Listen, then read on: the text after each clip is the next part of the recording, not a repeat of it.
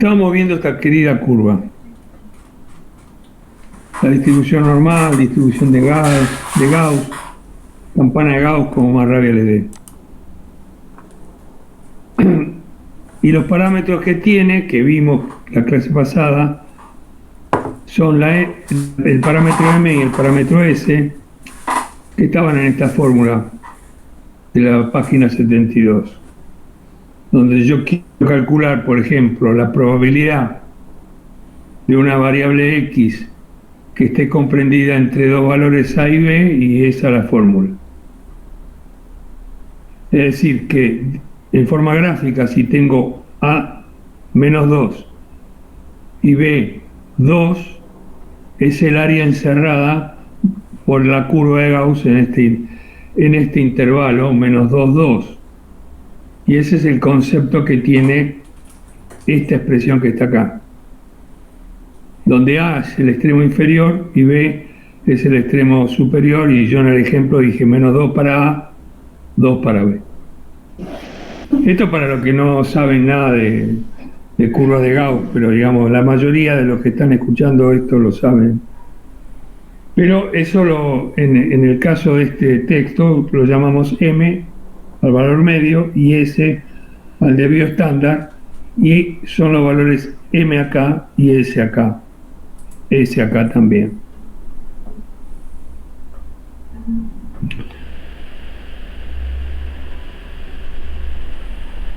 Calculando es el área encerrada y eso va a depender de dónde trazamos A y dónde trazamos B.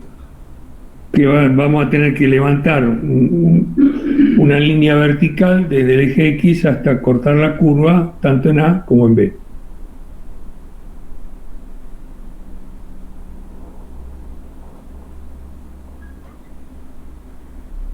Y después aparte tiene otras constantes como pi,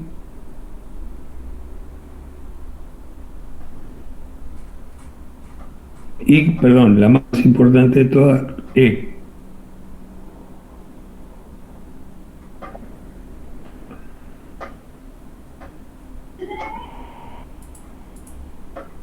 Esto creo que hasta acá, hasta este párrafo lo vimos, y este ejercicio no lo hicimos, pero lo podríamos llegar a hacer nosotros para poder verlo. No me acuerdo si le hicimos este ejercicio nosotros, creo que sí. Donde el resultado que nos da...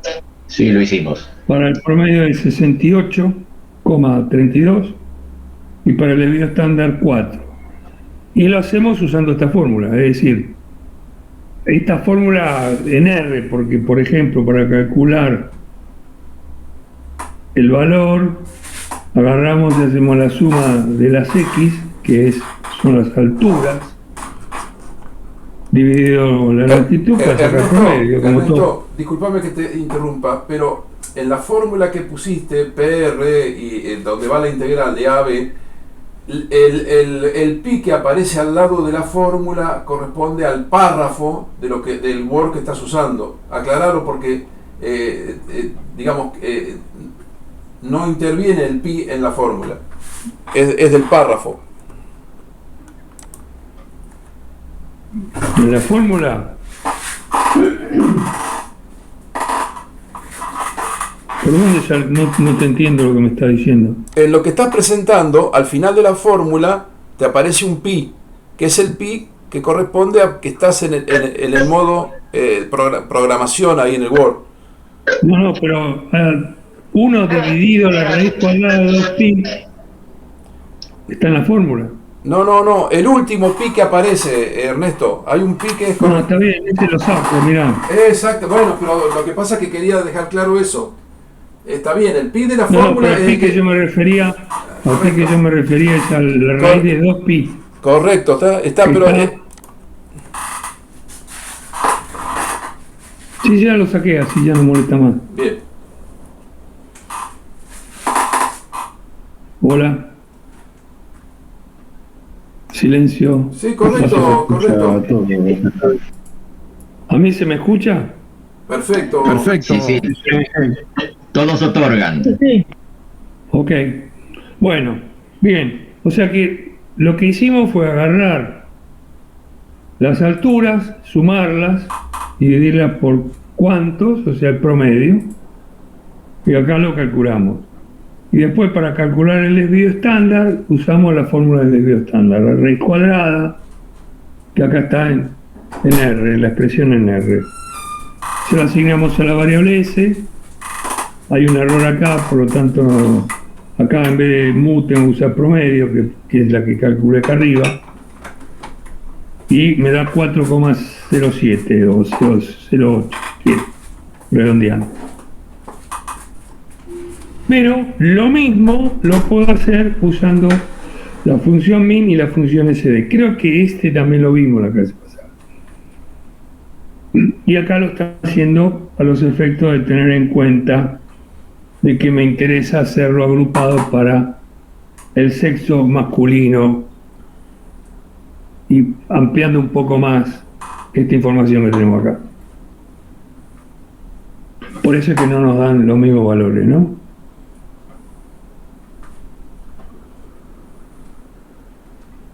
En este párrafo que está acá cuenta un poquitito al respecto.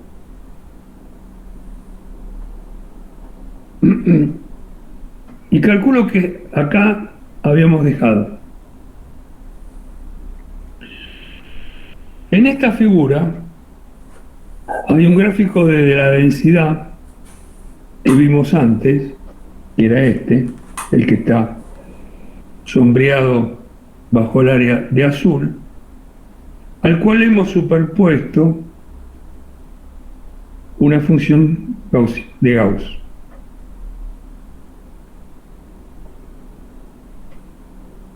Es decir, que lo que estamos es, en el gráfico tenemos la densidad suave, que vimos cómo se hacía la clase pasada, al cual hemos superpuesto la función de Gauss. Lo que habría que ver y pensar gráficamente, ¿qué pasa con toda esta zona blanca más toda esta zona blanca? Y ver si estas áreas blancas son iguales a estas áreas azules por encima de la curva de Gauss. Porque entonces estamos diciendo con certeza, más allá de lo que después vamos a leer, de que este es alguien que sigue a Gauss, porque digamos que el área encerrada por Gauss es casi la misma, o aproximadamente la misma a la encerrada por la densidad suave que hemos hecho.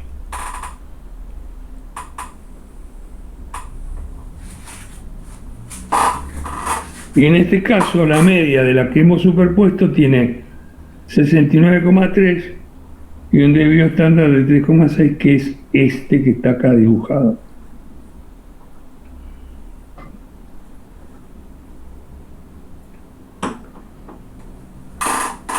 Y lo que yo dije está en este párrafo. La distribución normal parece ser una buena aproximación a nuestro caso real, que está en azul. Pero lo que nos va a interesar hacer es poder hacer una predicción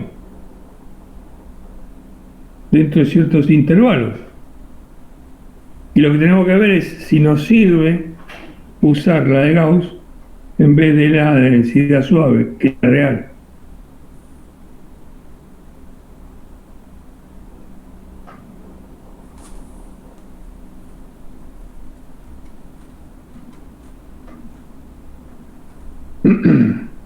Vamos a ver un concepto que se llama unidades estándar.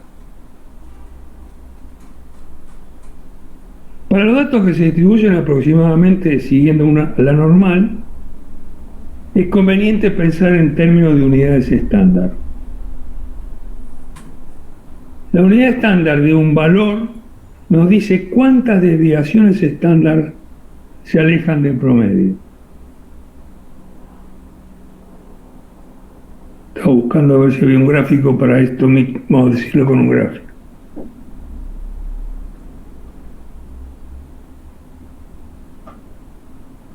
Para un valor de x, de un vector x mayúscula, Definimos el valor de X en unidades estándar de la siguiente manera.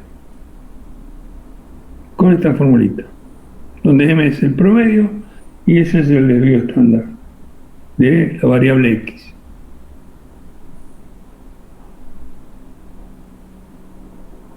Si revisamos la fórmula de distribución normal, un minuto que voy a poner a cargar.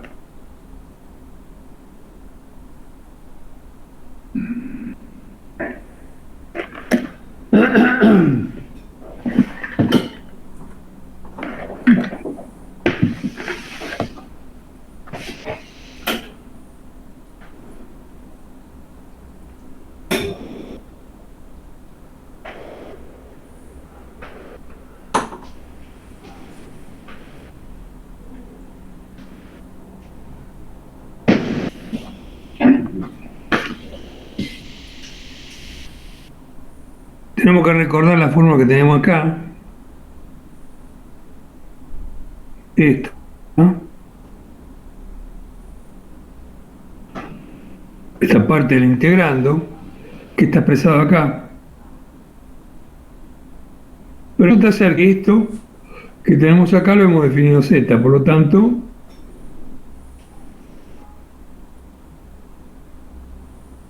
z es el equivalente a X, pero en unidades estándar, debido a esto. El máximo de esta función se logra cuando z vale 0, e a la 0.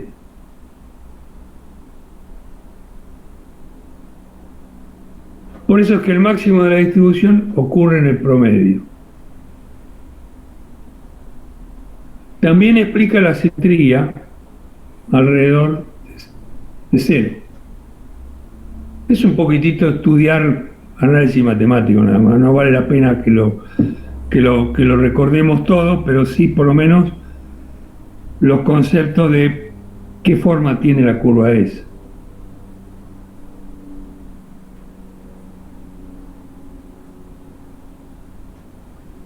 ¿Saben? Si los convertimos a unidades estándar, en forma rápida nos damos cuenta si una persona tiene aproximadamente el promedio, es decir, si z es igual a 0.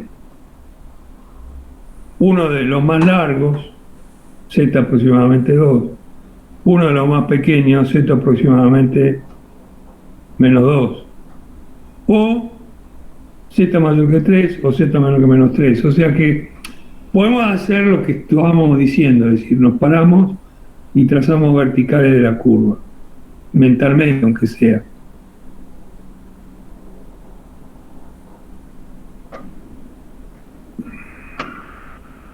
Podemos obtener unidades estándar usando scale.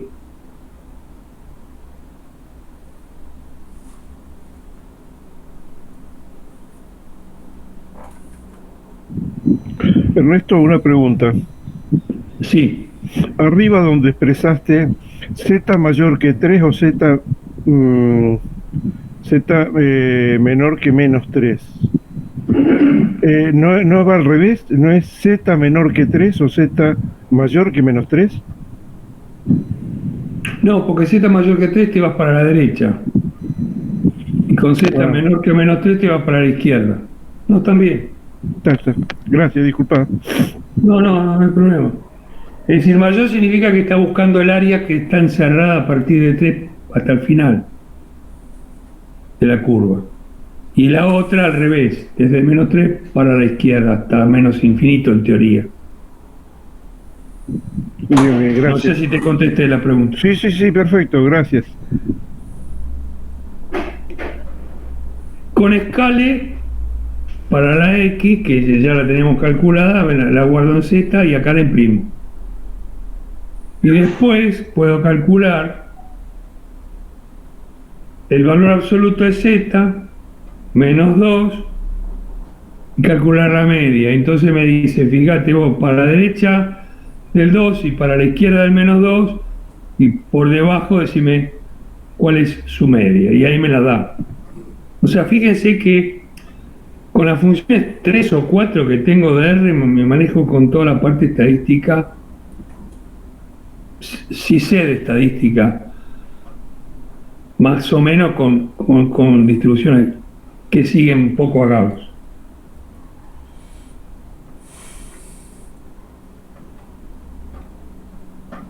Y acá sacamos la conclusión de que aproximadamente es el 95%, porque me da 94,95.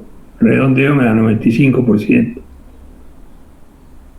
Que es la predicción de la normal.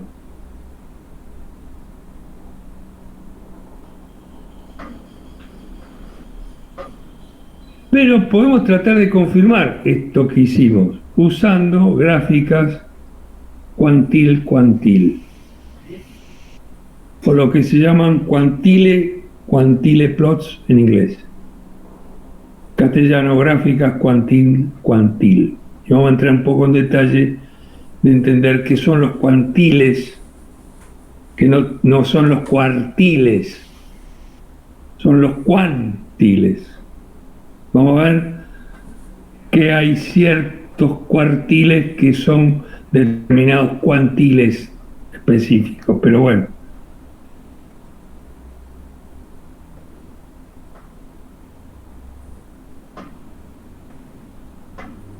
También lo llamamos QQ-plot a estas gráficas. O en castellano gráfico QQ. Vamos a ver cómo se definen los cuantiles teóricos para una distribución normal. El cuantil se usa el símbolo de la letra griega phi, entre paréntesis x. Por ejemplo, phi de 1,96. Vamos a ver qué significa, pero acá está dando el valor de 0,975. Y el cuantil de menos 1,96, 0,0025. ¿Cómo llego a estos valores? Ahora vamos a ver. Pero el cuantil es una función que nos da la probabilidad de que una distribución normal estándar sea menor que x.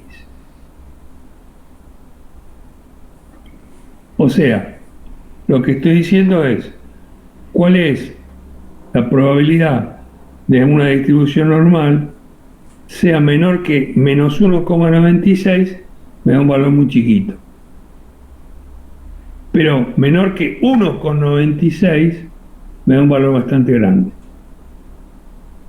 Acuérdense que estábamos ubicados en el 0, ¿no?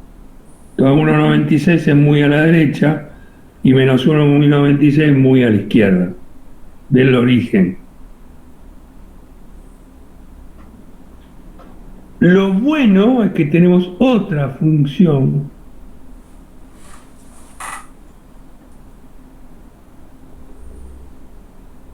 que es la función p-norm.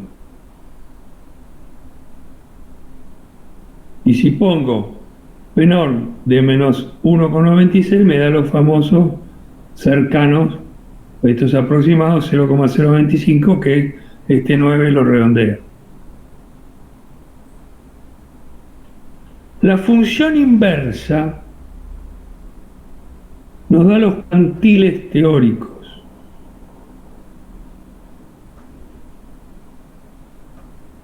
La inversa es el argumento, me da este, es decir, en vez de este me da este, pero si quiero al revés, fíjense, estamos en este ejemplo, la inversa, y esa, tengo otra función que es la Q-norm.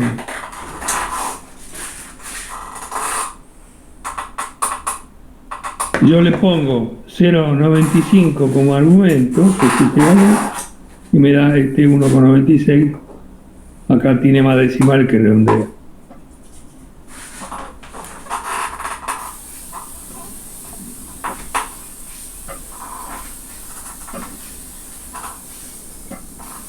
Usamos media 0 y desvío estándar 1. O sea que estamos usando lo que se llama la distribución normal estándar para obtener estos valores.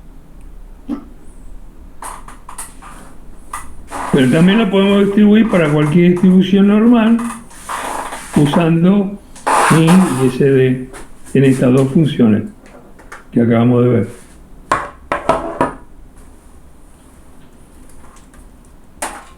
Vimos de norm, acabamos de ver pnorm, qnorm y nos falta la cuarta, rnorm. Rnorm me genera números al azar que siguen la distribución gaussiana. Son las 4 para cualquier distribución que maneja R, que adelante tiene una D, una P, una Q o una R.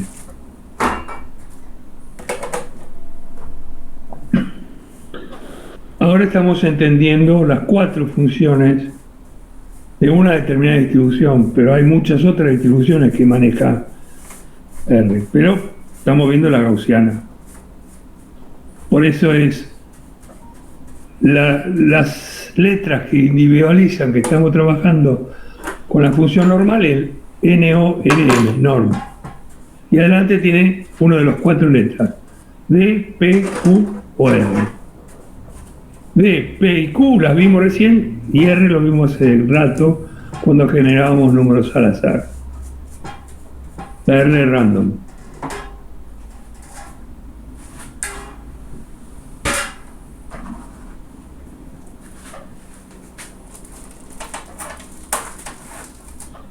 Este párrafo dice algo interesante porque dice lo siguiente: para la distribución normal, todos los cálculos relacionados con los cuantiles se realizan sin datos, de ahí que se llamen cuantiles teóricos.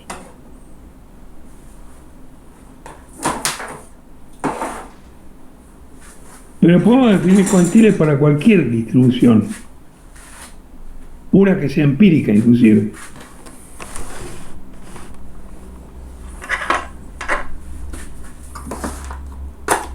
La forma de definirlo está en este párrafo. Q es el valor en el cual, es esta expresión que está acá,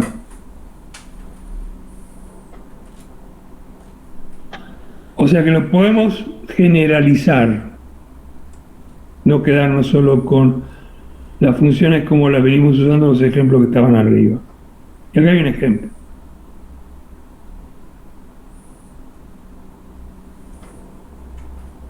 Y llega a la conclusión de que alrededor del 50% son más bajos o iguales a las 69 pulgadas. Y esta es la forma de obtenerlo.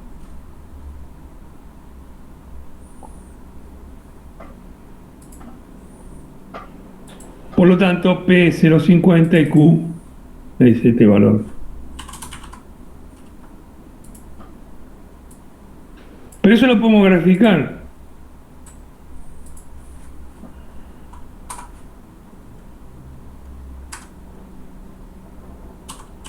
Usando un gráfico QQ.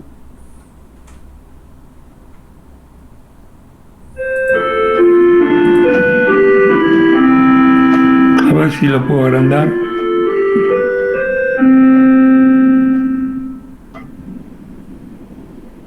Y después vamos a explicarlo. Lo voy a explicar yo con el código primero de la figura 16.1, que espero que se vea bien.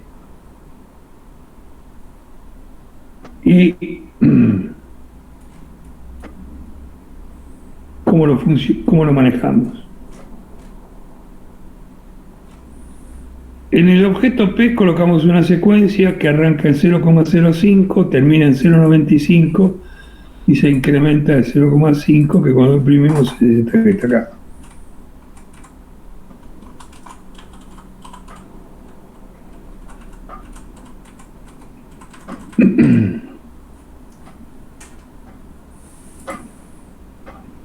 Llamamos a la función cuantile de x con p y se lo asignamos a esta variable sample cuantiles, que acá la imprime. 5%, 10%, etcétera, 90%.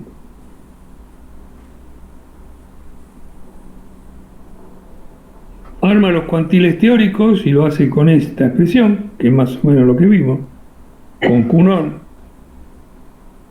donde le asigna P, le asigna qué función tiene que usar para la media y qué valor va a usar para el desvío estándar, y acá le decimos agarrar X y poner el min X, bla, bla. Cuando lo imprimimos, estos son los cuantiles teóricos. Cuando lo graficamos, colorín colorado,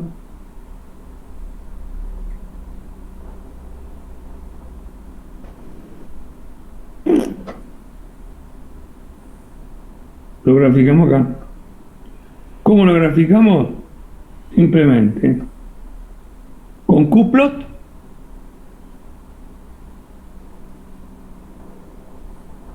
y le decimos cuáles son los theoretical cuantiles y los sample cuantiles, y le agrego una geometría que es la AB-line, que es la línea, que es la línea que está trazada ahí, pero los otros valores de los cuantiles están graficados con su distribución. Vamos a tratar de ver si en el texto hay alguna aclaración un poco más. Acá explica los pasos que hicimos.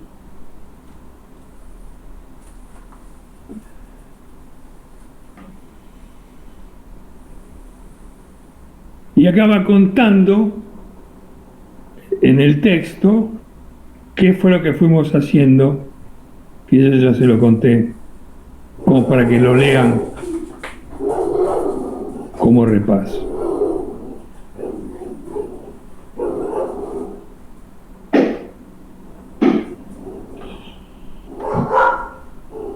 Bueno, acá sigue explicando lo que hicimos. La única diferencia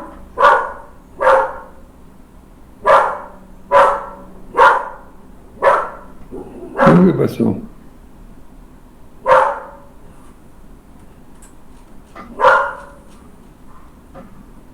Acá me quedó una aplicación inconclusa. Ah, no, la hacemos, está bien. Está bien, o sea que la explicación del texto termina acá. Ahora viene otro dibujo.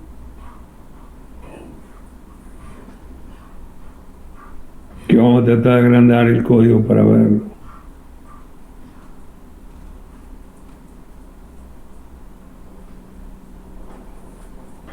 Agarramos las alturas, lo filtramos. Para los masculinos, agarramos ggplot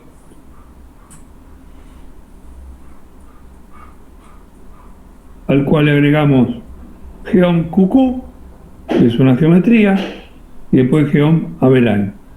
Y ahora lo vamos a aplicar el gráfico que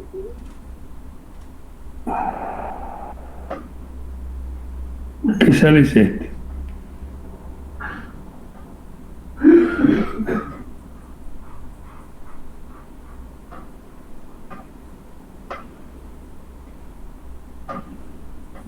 Acá lo cuenta un poquitito, sigue, este es el texto de lo de arriba, sigue contando lo de arriba.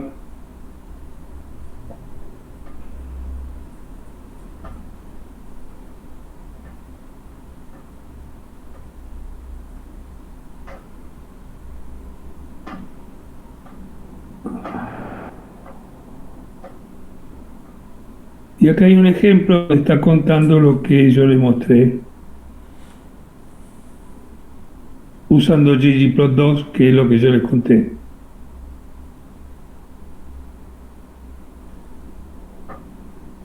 Bien.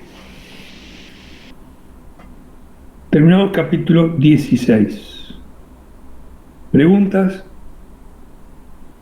Antes de avanzar.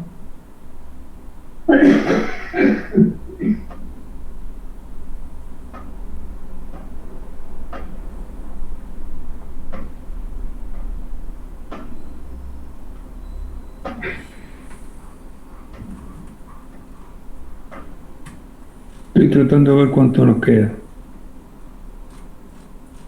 de este librito.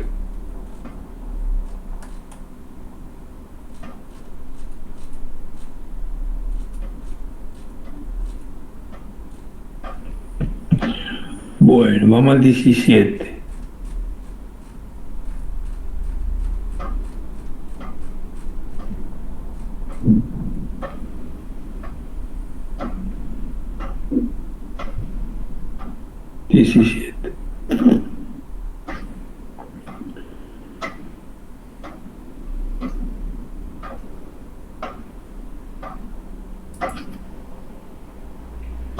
Variables aleatorias.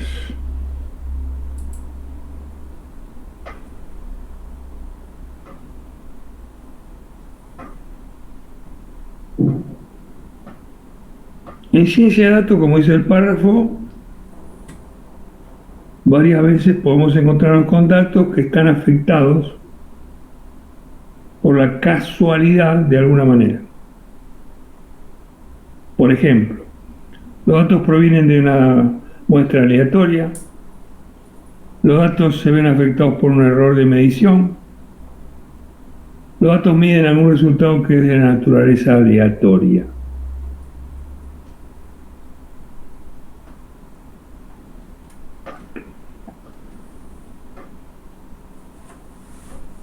Uno de los trabajos más importantes del analista de datos es poder cuantificar la incertidumbre que introduce lo aleatorio. Hay una posibilidad de hacer lo que se llama inferencia estadística. Y hay varias herramientas prácticas que pueden hacer inferencia estadística. Este es un tema, yo no diría algo, pero digamos, en un curso de estadística se ve mucho la parte de inferencia. Pero el primer paso es cómo describimos matemáticamente las variables aleatorias.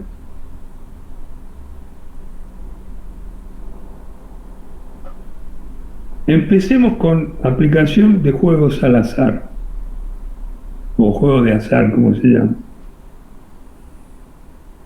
Y ahí, en juego de azar, veamos las propiedades de las variables aleatorias que intervienen.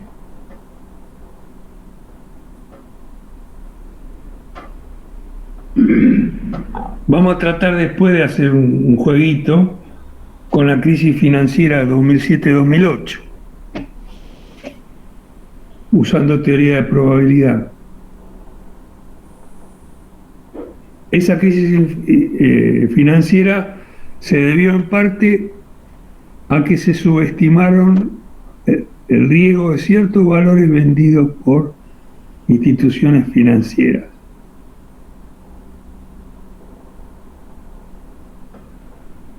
Las famosas Mortgage Backed Securities, o MBS, y las obligaciones de deuda garantizadas, que en inglés se llaman Collateralized Debt Obligation, y se subestimaron. Y por eso vino la crisis financiera famosa de esos años. Problema americano, ¿no? Pero que impactó en el mundo. Esos activos se vendieron a precios que suponía que la mayoría de los propietarios harían sus pagos mensuales, y la probabilidad de que esto no ocurra se calculó como muy baja.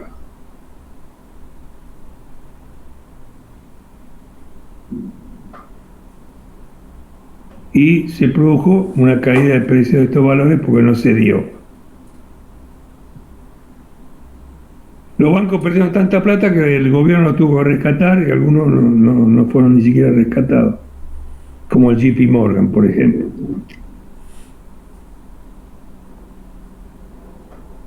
Las variables aleatorias son resultados numéricos resultantes de procesos aleatorios.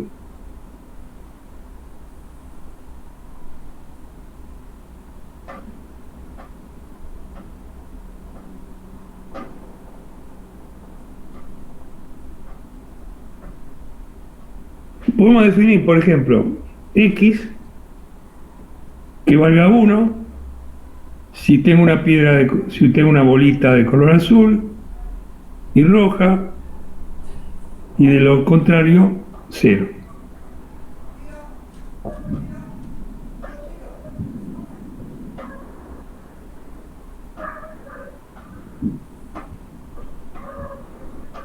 Y acá hay un ejemplo hecho en R, donde de alguna manera ponemos esto que está dicho acá. ¿Por qué? Porque tenemos una variable bets que usamos una función rep, donde como primer argumento roja y azul son los dos valores de un vector, y la variable times es otro vector, 2, 3.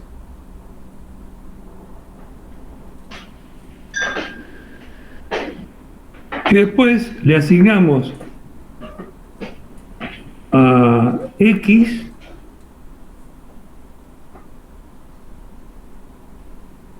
lo que me devuelve la if-else,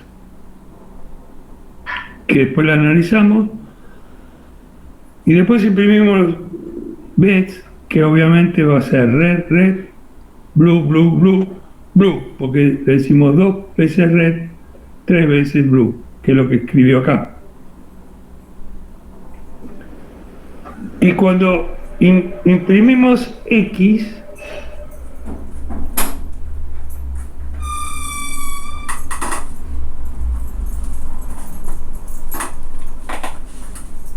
le decimos que me haga una sample Está en la mesita allá de donde están los controles remotos.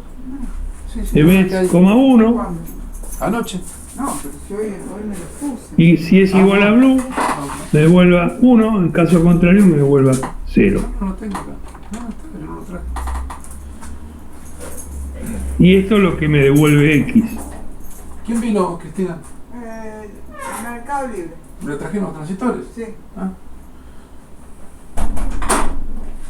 Si después vamos ejecutando estas instrucciones, me dice en qué caso devuelve 1 y en qué caso devuelve 0. O sea que, de alguna manera, lo que estamos haciendo con todo este código R es tratar de reproducir este caso que está acá contado.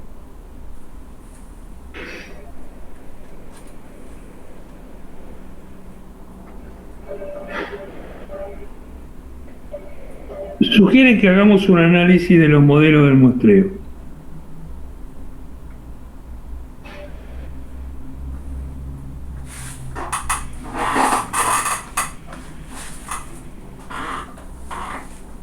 Y acá vamos a hacer un mini break.